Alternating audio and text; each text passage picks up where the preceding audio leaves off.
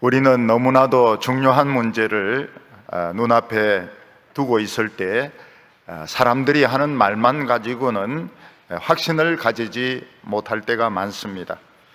어떤 분이 암에 걸려서 지금 고통을 받고 있는데 누가 와서 기도해주고 암 다 나았다 이렇게 말을 하면 아마 그 사람은 믿지 못할 것입니다. 병원에 가서 사진을 찍어보고 또 그 세포 조사를 해보고 암세포가 완전히 없어졌다 하는 것을 확인했을 때 비로소 암이 나았구나 하는 확신을 가지게 될 것입니다. 어떤 학생이 하버드에 입학 원서를 내었는데 부모님이나 선생님이 너는 합격할 거야, 공부를 잘하니까 너는 틀림없이 합격할 거야, 그 말만 가지고는 합격했다는 확신을 가질 수 없을 것입니다. 학교에서, 대학에서 합격 통지서가 오면 비로소 내가 정말 하버드에 합격했구나 하는 확신을 가지게 되는 것입니다. 얼마 전에 일본 수상이 하버드 대학교에서 강의를 했습니다. 그리고 질문을 받는데 한국계 여학생 2명이 질문을 했습니다. 위안부 문제에 대해서 일본 정부는 어떤 입장을 가지고 계시며 또 그 본인들에게 사과를 했느냐 하는 그런 질문을 했습니다. 그랬더니 그 일본 수상이 아주 당황해하면서 아시아에서 왔느냐 이렇게 물어보았습니다. 그랬더니 한 학생은 자기는 미국에서 태어났고 미국에서 자랐다 이렇게 이야기하고, 한 학생은 자기는 사우스 코리아에서 왔는데 고등학교까지는 한국에 있었고 자기는 이제 미국에서 대학을 다닌다 그렇게 대답을 했습니다. 그랬더니 아주 대답을 하지 못하고 우물쭈물하다가 딴 문제를 가지고 막 이야기를 했다고 합니다. 그것을 보고 이 하버드 학생들은 참 똑똑하네. 그 하버드에 대한 자부심을 벌써 하버드 그 티 딱 있고 이 학생들이 막 질문을 이렇게 하는데 이 하버드는 역시 발표를 굉장히 분명하게 하는구나, 그런 생각을 했습니다. 엘리야는 이스라엘 백성들이 바알 신을 숨기고 우상 숭배를 할 때 자기가 기도할 때까지는 비가 내리지 않을 거라고 예언을 했습니다. 그리고 실제로 3년 반 동안 이스라엘에는 비가 한 방울도 내리지 않고 이슬마저도 생기지 않았습니다. 엘리야는 하늘에서 불이 떨어지는 기적을 통해서 우리 하나님이 참 하나님이신 것을 증거하고 갈멜산에서 비가 다시 오도록 간절하게 기도했습니다. 그런데 한번 썩난 하늘은 도대체 반응이 없었습니다. 엘리야가 한 번, 두 번, 세 번, 네 번 기도해도 하늘은 비를 내릴 그런 징조가 보이지 않았습니다. 엘리야가 7번 간절하게 기도했을 때 엘리야의 종은 서쪽 바다에서 손바닥만한 구름이 생겼습니다. 이런 보고를 했습니다. 엘리야가 간절하게 7번 기도한 결과는 손바닥만한 구름이었습니다. 이 손바닥만한 구름을 가지고는 비가 오게 할 수 없습니다.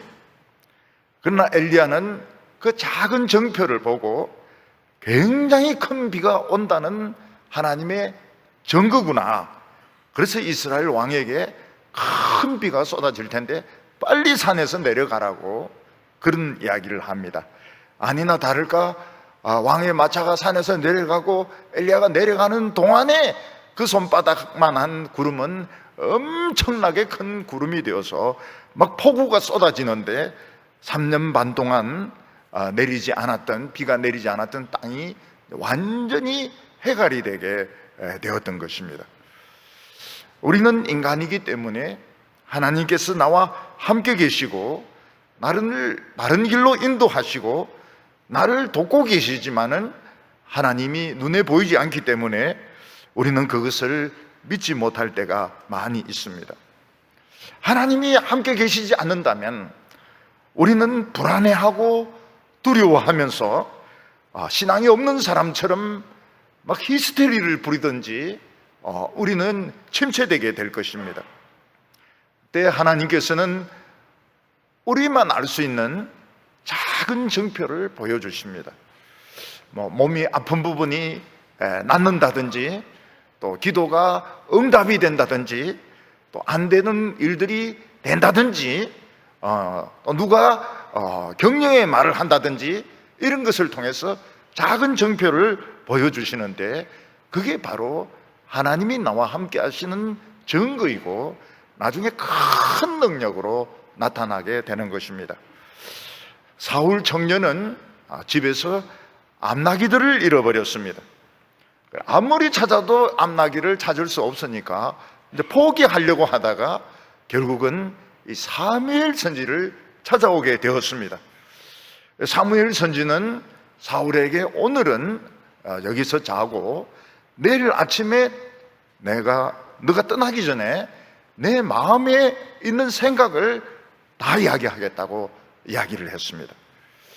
누군가가 내 속에 있는 생각을 다 말할 수 있다면 그건 사람이 아닐 것입니다. 그건 신일 것입니다. 사무엘은 사울의 생각을 다 이야기합니다. 그게 무엇인가 하면 하나님이 나와 함께 하시는 증거이고, 이것은 큰 역사로 나타나게 되는 것입니다. 우리는 믿음으로 사는 사람들입니다. 우리는 믿음으로 사는 사람들이기 때문에 우리는 눈에 보이는 거 없어도, 귀에 들리는 소리 없어도 작은 변화들, 작은 일들을 통해서 하나님이 나와 함께 하시는 것을 믿어야 됩니다. 그러면 이것이 큰 능력으로, 큰 축복으로 나타나게 되는 것입니다.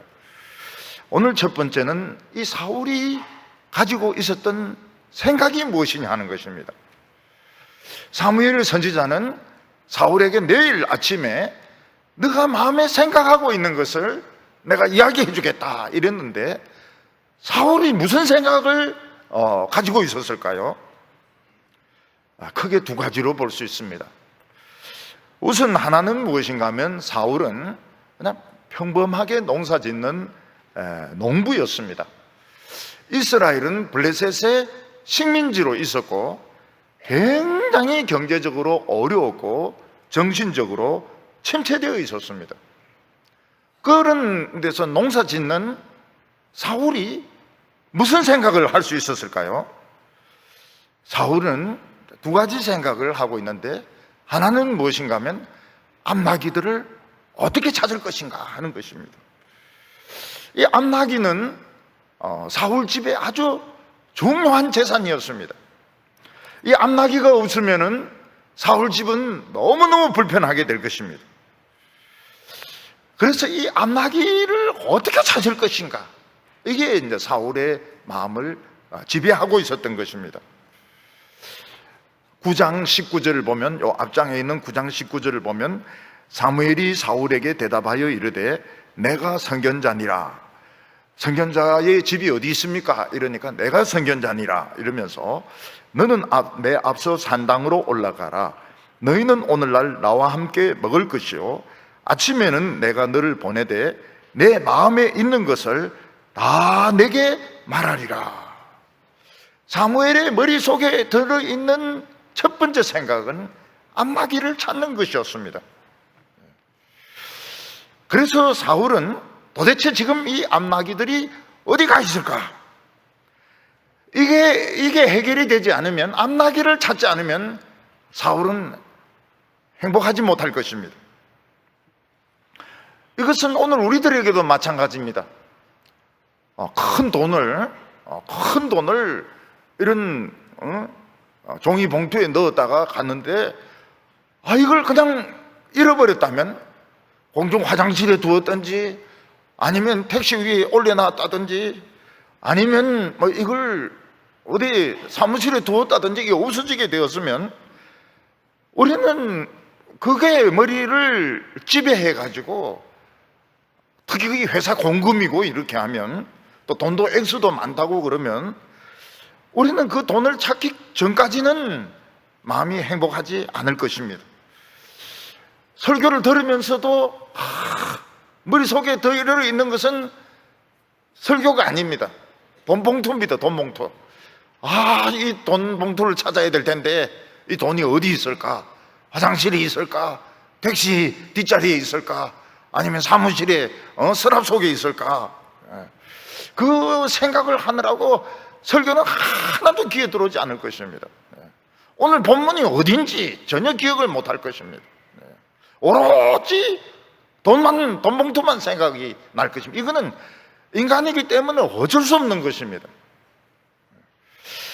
특히 우리 예수 믿는 사람들은 이 집착성이 강한 사람들입니다.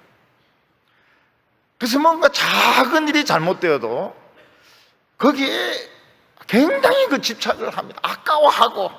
아까워하고 머리핀 하나 잃어버려도 아까워하고, 그래서 막 그런 일에 그냥 포로가 되어가지고 마음이 자유롭지 못합니다. 목사님은 안 그렇겠죠. 목사님들은 더한 사람들입니다. 집착이 굉장히 심하고요. 그래서 그냥 거기서 벗어나질 못합니다. 그래서 신앙이 좋으면 좋을수록 작은 것에 집착하는 경향이 있습니다. 그래서 내가 작은 것에 막 집착을 하고 있으면 한 가지는 분명합니다. 신앙이 좋다는 것은 분명합니다. 신앙이 좋지 않은 사람은 막 술 한 잔이면 끝납니다. 에이구 그거 뭐 누가 뭐 잘 해가지고 고기 구워 먹겠지. 에이구 뭐 술이나 마시자 이러겠지만은 예수 믿는 사람들은 신앙이 좋으면 좋을수록 애들 입시 문제, 그 다음에 회사 문제 굉장히 그 집착을 해가지고 나중에는 막 병이 생기고 히스테리가 올 정도로 그렇게 집착을 하게 됩니다. 사울이 이 암나기들을 잃어버린 것은 적은 일은 아닙니다. 그렇지만 사울은 지금 거기에 머리가 꽉 차 있어서 사무엘이 무슨 말을 해도 지금 귀에 잘 안 들어오려고 하고 있습니다. 그래서 길을 가다가도 나귀만 보면 우리 집 나귀인 것 같고, 송아지를 봐도 나귀인 것 같고, 개를 봐도 나귀인 것 같고, 모든 것이 우리 집 나귀로 보이는 것입니다. 돌멩이를 봐도 나귀로 보이고, 이럴 정도로 우리는 작은 것에 집착을 하게 됩니다. 사울의 머리를 지배하고 있는 것은 잃어버린 나귀였습니다. 근데 사울에게는 또 다른 생각이 있었습니다. 그건 무엇인가 하면 앞으로 내가 어떤 일을 해야 될 것인가, 하나님은 나를 어떻게 쓰실 것인가, 그런 생각을 계속 해오고 있었던 것입니다. 아마 저희들 중에서 미래에 대해서 생각을 하지 않는 사람은 아무도 없을 것입니다. 어린 여자애들은 무슨 생각을 합니까? 어떻게 결혼할 것인가? 결혼식을 어떻게 할 것인가? 이 소녀들, 어린 애들은 막 오로지 결혼입니다. 결혼할 때 어떤 드레스를 입고 입장할 것인가? 아직 많이 남았는데, 남자들은 뭐 무슨 직업을 가질 것인가? 어떤 훌륭한 사람이 될 것인가? 할아버지들은 미래가 있습니까? 있습니다. 어떻게 늙어갈 것인가? 어떻게 끝을 매듭을지, 우리는 전부 다 미래에 대해서 생각을 다 하고 있습니다. 근데 사울도 마찬가지입니다. 농사를 짓고 있지만은 나는 앞으로 뭘 해야 될까? 계속 농사만 지으면 될까? 아니면 장사에 한번 손을 대볼까? 혹시 어디 독립군 모집하는 데는 없는가? 나름대로 미래에 대해서 생각을 하고 있었던 것입니다. 하나님이 그것에 대해서 답을 주십니다.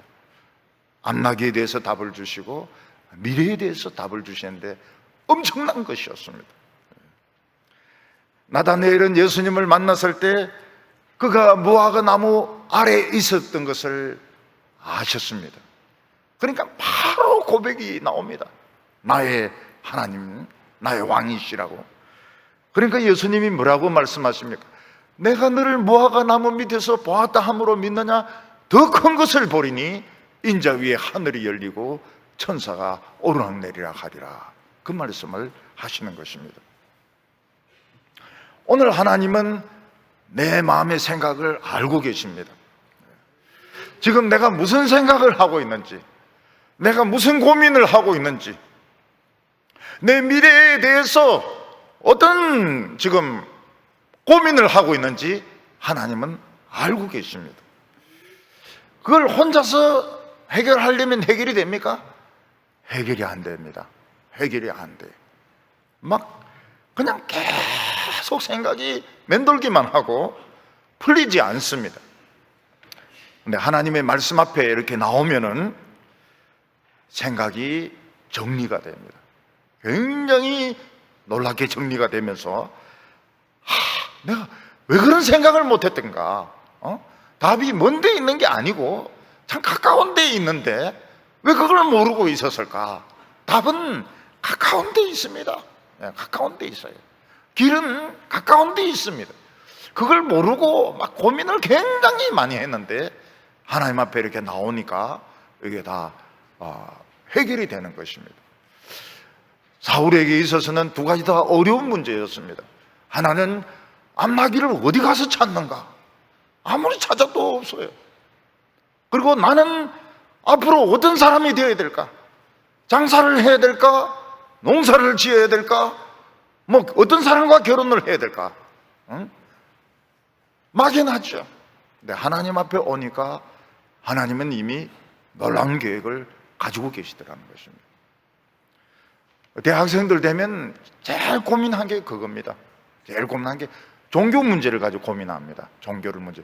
내가 믿는 이 기독교는 진짜 이게 바른 종교인가? 아니면 내가 지금 세뇌를 당한 것일까? 그래서 뭐 다른 종교 강의도 막 가서 들어보기도 하고, 스님이 쓴 책도 읽어보기도 하고 그렇게 합니다. 그러면서 진짜 이 기독교가 참된 종교인가? 그걸 고민을 하고, 또 하나는 어떤 사람하고 결혼할 것인가? 어떤 여성과 결혼하고 어떤 남성과 결혼할 것인가? 그런데 뭐 요즘은 이제 미팅 같은 거 안 하고 뭐 소개팅 같은 거 하는데 혹시나 하고 나가도 역시나 하고 돌아옵니다. 역시 마음에 안 들어요. 마음에 절대로 들 리가 없죠. 사람을 만난다는 게 얼마나 어려운지 모릅니다. 그리고 앞으로 나는 어떤 직장을 가질 것인가? 군대는 어떻게 갈 것인가? 사병으로 갈 것인가? 장교로 갈 것인가? 아니면 이 동해에서 근무하는 그것으로 마칠 것인가? 그런 생각을 막 합니다. 왜 해결이 안 돼요? 저도 학교 다닐 때 그런 문제를 가지고 고민을 많이 했습니다. 그때 딱 그 1학년 때 수학과에서 해군 사병으로 제대한 수병이죠. 수병으로 제대한 선배가 아주 멋있어요. 해군 출신이 굉장히 멋있어요. 그래서 복학을 했습니다. 그래서 이제 그분은 이제 수학과입니다. 1학년은 이제 과학 구별이 없이 그냥 다 이공계, 인문계 나눠가 반을 다 섞어서 짜니까요. 근데 물어봤습니다. 내가 고민이 있는데 해군 수병으로 가면 좋겠느냐? 그랬더니 그런 생각 가지고는 군대 가지 말라는 거예요. 그런 생각으로 군대 가면 굉장히 후회를 하게 된다고. 그래서 그때 안 갔습니다. 그때 안 갔습니다. 안 가고 졸업하고 대학원까지 갔습니다. 끝까지 버텼습니다. 지금 우리가 지금 가지고 있는 문제가 있습니다. 있습니다. 현실적인 어떤 문제가 있고 미래에 대한 그런 고민들이 있습니다. 이걸 하나님은 답을 알고 계시더라는 것입니다. 오늘 두 번째로 사무엘은 답을 주기 전에 사울에게 기름부터 부었다는 것입니다. 사무엘은 아침 일찍 사울과 그 사환을 깨웠습니다. 이 사무엘은 굉장히 일찍 일어나는 스타일인 것 같아요. 그래서 집으로 보내겠다 이러면서 사환을 먼저 보내라고 했습니다. 그리고 사무엘은 사울에게 좀 있으라고 해놓고 무릎 꿇으라. 무릎 꿇었더니 기름병에서 기름을 붓는 겁니다. 그리고 사울의 미래에 대한 하나님의 계획을 말씀했습니다. 10장 1절에 보면 이에 사무엘이 기름병을 가져다가 사울의 머리에 붓고 입 맞추며 이르되 여호와께서 내게 기름을 부으사 그의 기업의 지도자로 삼지 아니하셨느냐. 사무엘은 사울의 머리에 기름을 붓고 이스라엘의 지도자가 되어서 모든 이스라엘 백성들을 지휘해서 블레셋을 물리치고 다른 적들을 물리치고 이스라엘을 나라로 세울 왕이 될 것이라고 이야기를 했습니다. 이게 하나님의 말씀이었고 이게 하나님의 계획이었습니다. 믿을 수 없는 너무 엄청난 계획을 하나님은 말씀하셨던 것입니다. 이게 머리에 기름을 붓는다고 하는 것은 세 가지로 생각할 수 있습니다. 하나는 무엇인가 하면 하나님의 사람으로 구별하는 것입니다. 기름을 부어버리면 일반 용도로 쓸 수가 없습니다. 이나 하나님의 소유이기 때문에 다른 용도로 쓸 수가 없습니다. 이나 하나님만 쓰시는 것입니다. 다른 사람이 이래라 저래라 해도 소용이 없어요. 하나님의 소유이기 때문에 기름을 부어버리면 하나님이 빈둥빈둥 놀아도 이는 하나님의 사람인 것입니다. 하나님의 종이기 때문에 다른 사람의 말에 의해서 움직이면 안 됩니다. 이스라엘은 세 가지 경우에 기름을 붓는데 왕과 제사장과 선지자에게 기름을 부었습니다. 이 사람들은 구별된 사람이기 때문에 자기 마음대로 살 수가 없습니다. 자기 하고 싶은 것을 할 수가 없습니다. 하나님의 소유인 것입니다. 그래서 교회에서 음악하는 분들에게 우리 교회에서는 뭐 그런 말을 할 필요가 없습니다. 다 알고 계시니까. 다른 데 가면은 그런 이야기를 합니다. 뭐 피아노를 치거나 특히 이거 큰 더블 베이스 이런 거 하면 교회에서 열심히 막 연주하다가 평일날에는 바에 가서 또 촥촥 하고 말이죠.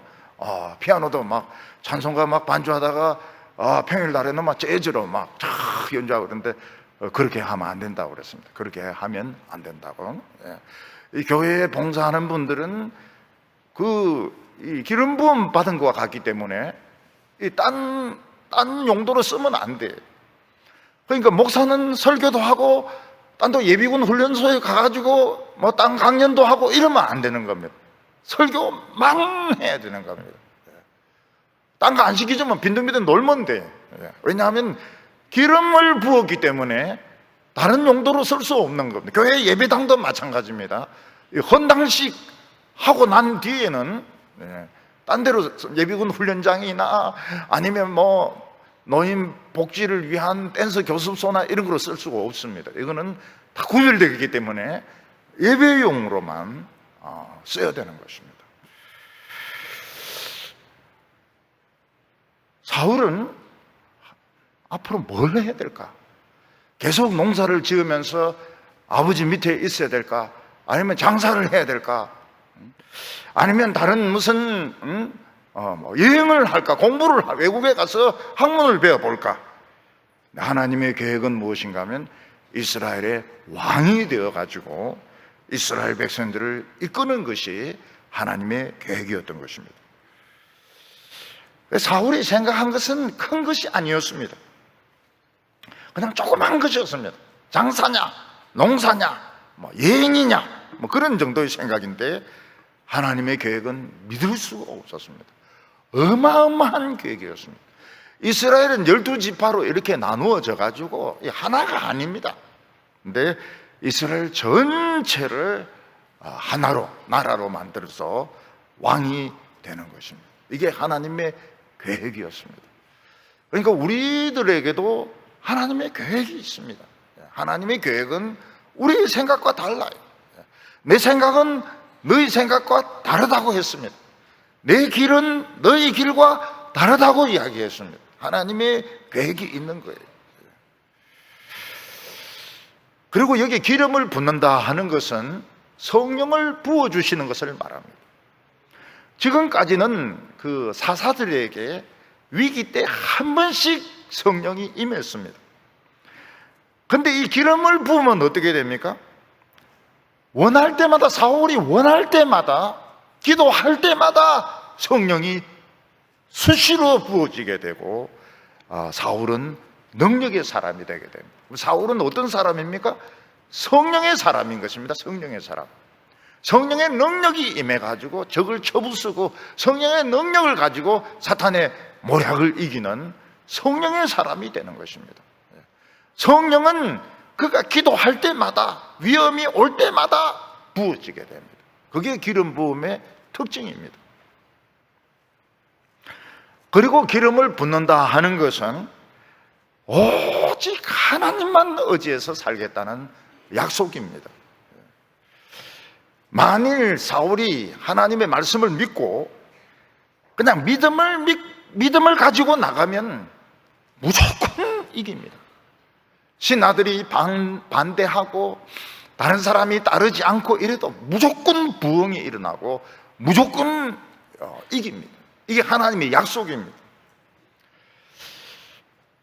그런데 사울이 하나님을 믿지 못하고 우상을 섬기거나 인간적인 그런 방법을 쓰면 망합니다. 왜냐하면 기름 부음의 약속과 틀리기 때문에. 나중에 사울이 비참하게 죽는 것은 너무 답답하고 히스테리가 오니까 무당인데 갑니다. 무당인데 가서 상담한 것이 이게 결정적인 사망의, 이 멸망의 원인이 되는 것입니다. 사울은 난 평범한 농부였습니다. 그는 행정 관료의 경험도 없고 군사를 지휘해본 경험도 없습니다. 그런데 어떻게 왕이 될 수가 있습니까? 장군들을 지휘하는 왕이 될 수가 있습니까? 이스라엘은 정규 부대가 없습니다. 블레셋이나 주위에 있는 나라들은 다 정규 부대를 가지고 있습니다. 사울은 사무엘의 말을 믿을 수가 없었습니다. 그래서 하나님께서는 사울에게 표적을 보여주셨습니다. 표적을 하나도 아니고 3개나 보여주셨습니다.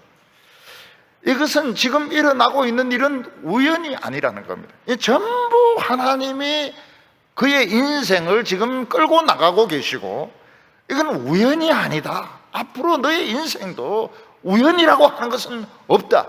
이것을 하나님이 3가지 표적을 통하여 보여주셨던 것입니다. 오늘 저희들이 알아야 될 것은 우리 인생에 우연이라고 하는 것은 없다는 것입니다.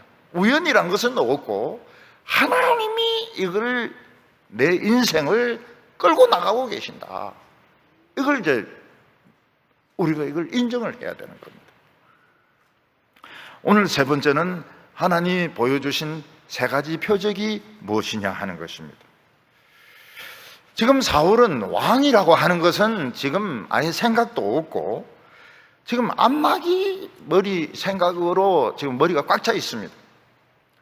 그 앞에 날 사무엘은 안마기를 찾았다는 이야기를 합니다. 그렇지만 믿지를 못합니다. 선지자는 항상 우리에게 좋은 이야기를 해. 선지자는 안마기 찾았으면 좋겠다 이런 희망사항일 거야. 그래서 이 안마기에 대한 염려를 아직 떨쳐버리지 못하고 있습니다. 하나님께서는 사울이 전혀 모르는 사람들을 통해서 안마기를 찾았다는 이야기를 듣게 하십니다. 10장 2절에 보면 내가 오늘 나를 떠나가다가 베냐민 경계 살사에 있는 라헬의 묘실 곁에서 2 사람을 만나리니 그들이 내게 이르기를 내가 찾으러 갔던 암나기들을 찾은지라 내 아버지가 암나기 염려는 놓았으나 너희로 말미암아 걱정하여 이르기를 내 아들을 위하여 어찌하리요 하더라 할 것이요. 지금 사울은 이 현실적인 사람입니다. 그래서 사무엘이 암나기 찾았다 해도 믿지를 않습니다. 지금 사무엘을 찾으러 온 것도 암나기를 찾으려면 어디로 가야 되냐 그건 물으러 온 것이지 지금 기름 받으러 온 것이 아닙니다. 기름 부음을 받으러 온 것이 아닙니다.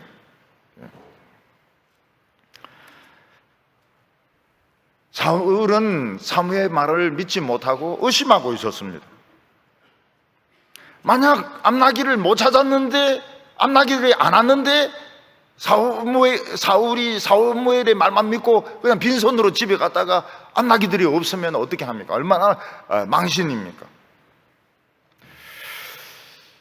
그래서 우리들은 기도할 때 미리 생각을 해봅니다. 될까 안 될까 생각해 봐가지고 안 될 것 같으면 아예 기도를 안 합니다. 왜냐하면 혹시 하나님이 민망해 하실까 싶어가지고, 내가 부끄러워질까 싶어서 될 만한 것들, 아주 작은 것들만 기도를 하는데, 그거 좋지 않습니다. 안 될 것 같은 것도, 하나님은 안 되는 것이 어디 있습니까? 하나님은 더 큰 것을 해주시려고 하는데, 기도를 될까 안 될까 내가 판단해가지고 될 만한 것만 기도하고 이렇게 하면 안 됩니다. 사울은 이 사무엘이 왕이 된다 이건 아예 믿지도 못하고, 암나기를 찾았다 하는 말도 지금 긴가민가 하고 있습니다.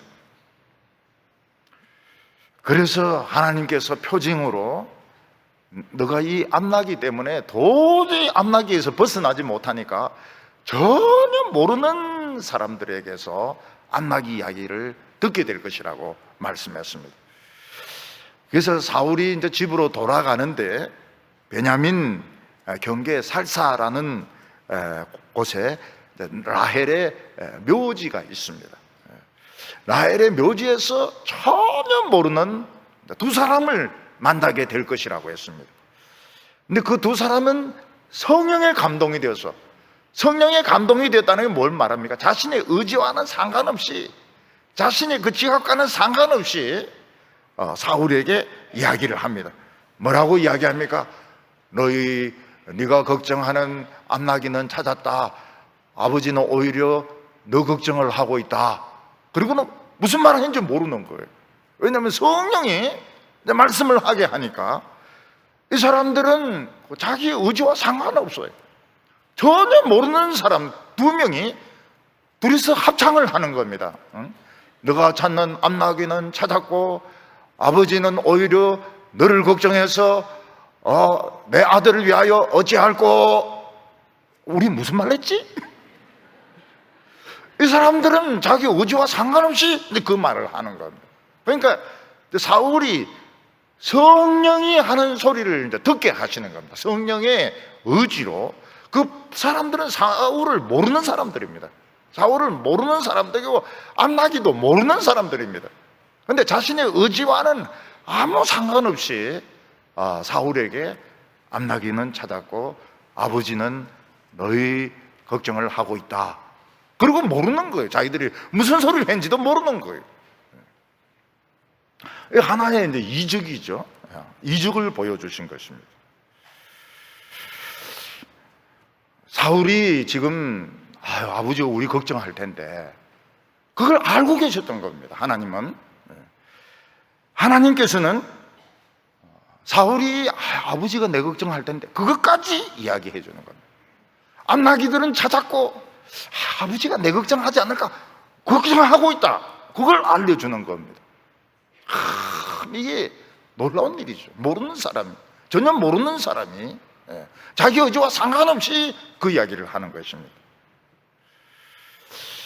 근데 사울은 이게 참 이상하다. 근데 이게 하나님의 정표거든요. 참 이상하다. 그런 생각을 하기 시작합니다. 사울은 암나기를 찾았습니다. 근데 우리 교인들은 못 찾을 때가 있습니다. 하나님의 말씀을 듣고 은혜는 받았지만 잃어버린 돈을 못 찾을 때도 있고 건강도 못 찾을 때도 있고 내가 잃어버린 것을 못 찾을 때도 있습니다. 하나님 불공평하시네요. 사울은 암나기 찾게 하고 나는 못 찾게 하시고. 그게 하나님의 말씀을 배우는 등록금입니다. 굉장히 비싼 등록금이죠. 그런 그 뼈아픈 손해를 통해서 이 하나님의 말씀이 이게 참 진짜 중요한 말씀이구나. 그래서 못 찾을 때도 있어요. 저는 이제 개척교회를 이렇게 하면서 그 집이 팔려가지고 그 유치원 지하에 있었는데 거기 더 있지 못하게 되었습니다. 근데 사실은 그 지하에 교인들이 꽉 차가지고 사실은 더 있을 수가 없었어요. 그래서 더운 여름날 그 예배 드리면 그 입김이 나와가지고 바닥에 물이 흥건하고요. 교인들이 예배 마치고 나오면 막 부어서 나옵니다. 찐빵에 쪄가지고 그 열기에 설교라도 뭐 짧게 하면 좋지만 또 짧게 하지도 안 하고 이러니까 전부 막 찐빵이 돼가 이래 나와요. 더 있을 수도 없어요. 근데 저는 이제 미련하게 움직이고 싶지가 않아가지고 그냥 거기 계속 있으려고 파는 사람인지 뭐 중개인인지 그 중개인인 것 같은데요. 물었습니다. 당신 생각은 어떻게 하냐, 어떠냐 이래 물으니까 교회가 나가야 된다는 거예요. 그때 제가 나가야 되는 줄 알았습니다. 아, 이게 하나님의 뜻이구나. 그 사람은 신앙이 없는 사람입니다. 신앙이 없는 사람인데 전혀 신앙이 없는 사람이 입에서 하나님의 음성을 들은 거예요. 나가야 됩니다. 근데 어디로 나갑니까? 서울에 교회가 갈 데가 어디가 있습니까? 교회 갈 데가 없어요. 여기 교회 있으면 좋겠다 싶은 데는 반드시 교회가 있습니다. 어떤 데는 2개씩도 있습니다. 2개씩. 어떤 데는 한 건물에 교회와 법당이 같이 있는 건물도 있습니다. 또 좀 괜찮다, 엘리베이터 있다 이러면 이거는 벌써 매덕이 가는 겁니다. 갈 데가 없어요. 근데 하나님은 준비를 해놓고 계셨어요. 딱 우리들이 가기에 돈도 안 비싸요.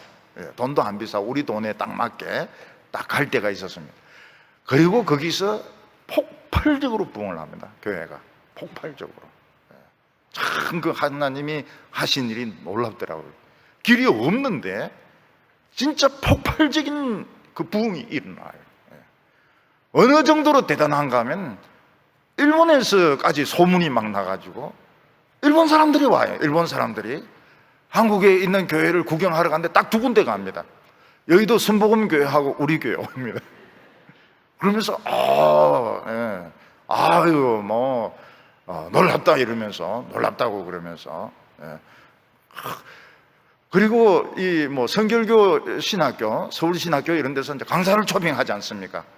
목회하시는 그 목사님 초빙하면 2사람을 초빙합니다. 그 주한 장로교 나계밀 목사 한 7만 명 모여요. 그때 한 7만 명 모여요. 그분하고 저하고 2명. 그러니까 그 조그만 교회가 막 얼마나 폭발적인지 몰라요. 폭발적인지 몰라요. 하나님이 예비를 그렇게 해놓으셨습니다. 그래서 우리가 길이 없다고 생각하는데 길이 있습니다. 길이 다 준비되어 있어요. 길이 준비되어 있으니까 두려워할 필요가 없습니다.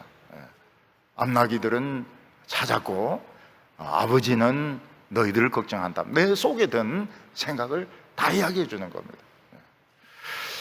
어떤 분들이 우리 교회에 와가지고 무슨 이야기를 내 이야기를 다 하던데요. 내 이야기를 다 하던데요. 내 속에 든 생각을 싹 다 이야기하던데요. 누가 일러주었을까요? 놀라운 것이죠. 놀라운 것이죠. 어떤 분은 술 마시고 오면 그 주에 술 마시면 꼭 목사님이 술 이야기를 한다는 거예요. 설교 시간에 술이나 퍼마시고 집사가 막 이러면서 부부싸움하고 오면 막 꼭 설교에서 부부싸움이나 하고 말이죠. 애들 보는 앞에서 무덤에 가서 할 것이지. 이러냐 꼭 나온다는 거예요. 그래서 부부싸움은 무덤에서 가서 하세요 이러면 꼭 그 중에 부부싸움 한 사람이 있다니까. 엄청나게 막 폭발적으로 막 부흥이 일어나는 겁니다. 2번째는 진짜 일어날 수 없는 일이 일어나는 체험을 하게 했습니다. 3절과 4절 보면 내가 거기서 더 나아가서 다볼 상수리 나무에 이르면 거기서 하나님을 뵈려고 베델로 올라가는 3사람을 만나리니 한 사람은 염소 새끼 3을 이끌었고 한 사람은 떡 3덩이를 가졌고 한 사람은 포도주 한 가죽 부대를 가진 자라. 그들이 내게 문안하고 떡 2덩이를 주겠고 너는 그의 손에서 받으리니. 이것은 일어날 수 없는 일입니다. 어떻게 그 3사람이 마음이 맞아가지고 베델에 하나님께 제사하러 갑니다. 그러니까 이미 이제 실로의 성막은 불탔다는 이제 의미가 되는 것입니다. 베델에 하나님께 제사 드려 3명이 어떻게 마음이 맞아가지고 가는 것입니다. 근데 한 사람은 염소를 3마리를 이제 끌고 가고, 한 사람은 떡 3덩이를 가졌고, 한 사람은 포도주 한 가죽 부대를 가지고 가고 있습니다. 근데 전혀 사울하고는 모르는 사람인데 나볼의 상수리 나무 밑에서 딱 만나게 되는 거예요. 시간 약속을 한 것도 아니고, 서로가 뭐 만나자고 한 것도 아니고, 딱 나볼의 상수리 나무 밑에서 이 3사람을 딱 만나게 되는 겁니다. 진짜 우연히 만나게 되는 것입니다. 근데 그 사람이 사울에게 인사를 합니다. 인사를 하고 이제 딴소리는 안 합니다. 인사만 합니다. 샬롬 이렇게 인사를 합니다. 그리고 딴 거는 아무것도 안 하고 떡 3덩이 중에서 2덩이를 줍니다. 이거는 진짜 이해가 안 돼요. 뭐 포도즙을 따라서 주는 것도 아니고, 염소 3개를 주는 것도 아니고, 떡 3덩이 중에서 딱 2덩이만 딱 주는 겁니다. 3덩이를 주는 것도 아니고, 1덩이를 주는 것도 아니고, 2덩이만 딱 주는 것입니다. 수학한 사람은 벌써 다 계산할 거예요. 이 경우의 수, 확률 이래가지고 한 사람이 염소 3마리를 끌고 가고 떡 3덩이를 가지고 가고, 그리고 그 다음에 포도주 하나를 가지고 가는데 떡 2개를 줄 확률은 3분의 1 곱하기 3분의 2 곱하기 3분의 1, 이 가능성이 없다, 이렇게 계산이 나올 겁니다. 이거 공부 안 하면은 이 대학 들어가기 어려워요. 맨 앞에 수학, 맨 앞에 나오는 뭐 로그만 공부하고 이렇게 하면 안 돼요. 뒤에 확률, 그 다음에 뭐 통계 이런 것까지 공부를 해야 이제 수학이 패스가 되는 것입니다. 그 사람은 인사만 딱 합니다. 그리고 아무 소리 안 하고 떡 2개를 뭐 배가 고프냐, 뭐 어디로 가느냐, 그런 거 묻지를 않습니다. 염소도 안 줍니다. 음료수도 안 줍니다. 포도주도 안 줍니다. 딱 떡 2개만 딱 줍니다. 이거는 참 우연치고는 너무 놀라운 우연이죠. 하나님께서는 사울의 일거수일투족을 다 알고 계시고 미래까지 알고 계신다. 일어날 수 없는 일이 일어나는 것입니다. 그리고 사무엘은 3번째 표적을 보여주었습니다. 이것은 가장 일어나기 어려운 일이었습니다. 5절과 6절 보면, 그 후에 내가 하나님의 산에 이르리니 그곳에는 블레셋의 영문이 있느니라. 내가 거리로 가서 그 성읍으로 들어갈 때에 선지자의 무리가 산당에서부터 비파와 소고와 저와 수금을 앞세우고 예언하며 내려오는 것을 만날 것이요, 내게는 여호와 영이 크게 임하리니 너도 그들과 함께 예언하고 변하여 새 사람이 되리라. 여기 하나님의 산을, 다볼산을 말하는 건지 아니면 다른 산을 말하는 건지 알 수가 없습니다. 이때 이제 예루살렘은 아직 이스라엘 백성들이 차지 못하고 있습니다. 여부수족들이 차지하고 있었고, 다볼산은 드보라가 그 전투에 이겼기 때문에 여호와의 산이라고 불렀는지 알 수가 없습니다. 근데 거기에 블레셋의 영문이 있었다. 영문은 부대가 진치고 있는 것을 말합니다. 블레셋 부대가 거기 진을 치고 있었습니다. 근데 놀라운 것은 선지자들이 블레셋 부대를 겁을 내지 않고 오케스트라죠. 오케스트라. 거기 보면은 비파와 수금과 저와 소고를 앞세우고 예언을 하면서 그 산당에서부터 내려오는 것을 만나게 되는 것입니다. 여기서 이제 예언을 한다 하는 것은 입으로 예언하는 것이 아니고 몸으로 예언하는 것을 말합니다. 바디로 예언하는 것을 말합니다. 그러니까 음악에 맞추어서 몸으로 예언을 하니까 이게 이제 율동인 겁니다. 율동. 그러니까 CCD가 언제부터 시작되었는가? 그래서 뭐 20세기부터 시작됐다 이렇게 하면 안 맞습니다. CCD는 이스라엘 때부터 시작이 되었던 겁니다. CCD라고 하는 것이 율동이라고 하는 것이 역사가 굉장히 깊습니다. 우리 교회는 아주 어렸을 때부터 아이들이 이 율동을 잘해요. 고등부하고 디모데 정도 가면 막 거의 달인의 경지에 속하는데, 이게 일종의 예언에 속하는 것입니다. 다윗이 그 언약궤를 옮기면서 춤추었던 것도 그거 다윗처럼 춤을 추면서 막 이래, 그것도 일종의 CCD에 속하는 것입니다.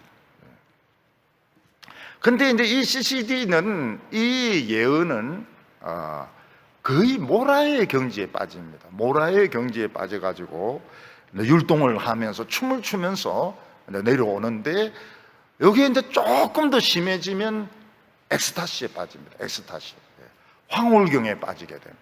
그리고 조금 더 심해지면 진동이 일어나게 됩니다. 요즘은 교회에서 뭐 진동 이런 말들은 거의 없습니다. 근데 한 20, 30년 전만 해도 막 뜨는 사람들이 있었어요. 엑스타시에 막 이래 손을 떨고 온몸을 떨고 막 쓰러지고 기절하고 이런 사람들이 있었습니다. 어떤 교회에 보니까 막 어떤 학생이 율동을 막 굉장히 잘해요. 그러다가 팍 쓰러지는 겁니다. 그래서 제가 가서 이렇게 일으키니까, 목사님 제 귀신 들었어요 이러는 거예요. 귀신 든 것이 아니고 탈진이다, 탈진이고 일종의 엑스타시다 이러니까, 아이고 다행이네요 이러면서, 이제 그 율동하는 이런 팀들 수련회 같은 거 하면 잘 안 먹어요. 잘 안 먹고, 그리고 잘 안 자고요. 그리고 막 연습을 굉장히 많이 하지 않습니까? 그러다가 막 몸이 약한 학생들은 막 픽픽 쓰러지는 겁니다. 그때 이거는 그 귀신 들린 그런 게 아니고 탈진이 되어서 그렇다. 그리고 일종의 이제 엑스타시거든요. 엑스타시. 막 이제 손이 떨리기도 하고 몸이, 요즘은 그런 분들 별로 안 계세요. 그때 사울은 강한 성령이 임하면서, 사울은 이 율동하는 사람이 아니고 키도 크고 덩치도 크고 이러기 때문에 율동하거나 이 엑스타시에 빠지는 사람이 아닌데, 그 선지자들을 만나는 순간 체면도 벗어버리고 자존심도 벗어버리고 막 같이 막 율동을 하면서 그냥 모라의 경지 엑스타시에 빠지게 되고 변하여 새 사람 될 것이라고 예언을 했습니다. 여기 사울에게 중요한 것들이 많이 나오게 되는데요, 경제적으로 제일 중요한 것은 무엇입니까? 암나기를 찾는 겁니다. 그게 경제적으로 제일 중요합니다. 인간적으로 제일 중요한 것은 빨리 돌아가서 아버지 걱정을 덜어드리는 것입니다. 그리고 제일 신기한 것이 무엇입니까? 모르는 사람들에게 떡 2덩이를 받는 겁니다. 사실 집에 돌아가려고 하면 멀기 때문에 떡이 있어야 됩니다. 떡 2덩어리를 하나님께서 예비해 주시는 것입니다. 근데 사울에게 제일 상상하기 어려운 일이 무엇입니까? 자기도 성령을 받고 선지자들과 같이 막 율동을 하면서 막 춤을 추면서 엑스타시에 빠지는 것이 사울로서는 제일 상상하기 어려운 일이었습니다. 근데 하나님께서는 이것들이 다 이루어지게 하심으로 사울의 인생은 하나님께 붙들려 있으며, 앞으로 무슨 어려움이 오고 어떤 반대가 오고 어떤 오해가 오더라도 그냥 하나님 믿고 나가면 너는 된다. 물론 마음에 상처는 있고 고생은 하겠지만 결국은 부흥이 일어나고 결국은 너는 성공한다는 것을 보여주셨던 것입니다. 근데 사울이 왕이 되고 난 뒤에 여러 번 하나님의 역사를 체험합니다. 그런데 그러면 그럴수록 불안해요. 왜냐하면 이 내 능력이 아니거든. 하나님의 능력, 뭔가 내 것을 가지고 싶은 겁니다. 내 것을 가지고 싶은데 내 것이 없는 거예요. 그래서 자꾸 군사력을 의지하고 나중에는 하나님의 말씀보다는 사람의 말을 듣고, 그래서 성령이 떠나면서 히스테리가 오게 되고 우울증이 오게 되고, 그러면서 나중에는 결정적으로 자기를 위해서 기도해 주는 사람들 제사장 85명을 죽여버리는 겁니다. 자기를 위해서 기도해주는 사람을 죽여버리니까 누가 기도를 해줍니까? 참 사람이 어리석은 게 그거예요. 교인들은 다 목사님 위해서 기도하는 사람들입니다. 근데 뭐 그 사람들을 막 치는 거예요. 그 사람들을 막 마음을 아프게 하고, 나라도 마찬가지입니다. 나라도 모든 기독교인들은 대통령을 위해서 기도를 해주거든요. 얼마나 기도를 많이 해줍니까? 근데 속에 우상이 있어요. 우상이 있어가지고 안 듣는 겁니다. 그러면 결국은 망하는 겁니다. 결국은 망해요. 7절에 보면 이 징조가 내게 임하거든 너는 기회를 따라 행하라. 하나님이 너와 함께 하시느니라. 사울은 하나님의 계획이 너무 엄청나서 받아들일 수가 없었습니다. 내가 어떻게 왕이 되며 어떻게 장군이 되어서 블레셋과 모든 나라와 싸울 수 있을까? 12개로 쪼가리 난 이스라엘을 어떻게 하나로 합칠 수 있을까? 여러분, 우리나라만 해도 전라도하고 경상도, 요즘은 좀 그건 좀 적어졌습니다. 좌파 우파 막 그 어떻게 하나로 통합할 수 있습니까? 근데 이북도 그렇다 그래요. 이 평안도 사람이 이야기하면 한경도 사람들이 못 알아듣는다 그래요. 그리고 평안도하고 한경도하고 싸우면 한경도가 이긴다 그래요. 자관 거기도 그 이 지역의 이 문제가 많이 있습니다. 근데 하나님께서 정표들을 보여주셨습니다. 그런 거 너 계산하지 말라는 거야. 그런 거 계산하지 마라. 뭐 12개의 집하고 블레셋의 군대가 어떻고 그런 거 계산하지 말라는 거예요. 그냥 선지자들하고 같이 막 율동하면서 그냥 하나님 믿고 나가라는 거야. 박치게 해라는 거예요. 박치게. 그래 뭐 머리 터지면 어쩔 수 없는 것이고, 머리 터지면 약 바르고 된장 바르고, 그리고 막 나가면 막 상처도 받고 어려움도 있지만 결국은 부흥이 일어나고 승리한다는 것을 보여주셨던 것입니다. 그러면서 기회가 주어지는 대로, 찬스가 생기는 대로, 마음의 감동이 일어나는 대로 그냥 행동으로 옮기라는 것입니다. 겁을 집어먹지 말고, 전에 실패했던 그 생각하지 말고 행동해라. 하나님이 함께 하신다고 약속하셨습니다. 우리는 때때로 손바닥만한 구름 같은 좋은 일이 일어날 때가 있습니다. 그때 우리는 하나님이 나에게 용기를 주시는구나, 정표를 보여주시는구나. 그래서 용기를 내야 됩니다. 변하여 새 사람이 되어야 되고, 지금까지 염려와 근심과 못난 생각들, 안 된다고 하는 생각들 그거 다 버려야 됩니다. 오늘 우리 성도님들은 이런 작은 체험들을 시시하게 생각하고 버리지 마시기 바랍니다. 굉장히 큰 인물들이 될 수 있습니다. 굉장히 큰 사람들이 될 수 있습니다. 오늘 우리가 동부교회에 모여가지고 하나님 말씀 듣는다는 것은 굉장한 표적입니다. 이거는 손바닥보다 훨씬 큰 표적입니다. 우리 성도들이 하나님이 나와 함께 하신다는 것을 믿고 모든 두려움 이기고 승리하는 성도들 다 되시기를 바랍니다. 기도드리겠습니다. 거룩하신 하나님 아버지, 우리의 생각과 마음의 근심과 어려움을 아시는 주여, 내 모든 일거수일투족이 하나님의 손에 붙들린 것을 믿습니다. 하나님, 인간적인 생각과 불신을 버리게 하여 주시고 살든지 죽든지 믿음으로 나가서 하나님의 계획을 이루어드리게 하여 주시고 하나님의 살아계심과 하나님의 영광을 나타내는 저희들 되게 하여 주시옵소서.